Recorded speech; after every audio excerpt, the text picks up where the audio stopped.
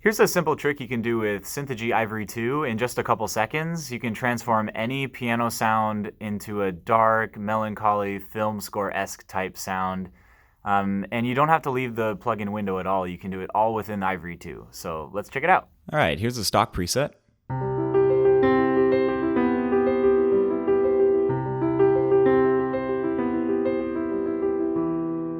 So we'll use the Timbre Shift feature in Ivory II, which allows you to borrow the timbre of a different note without actually changing its pitch.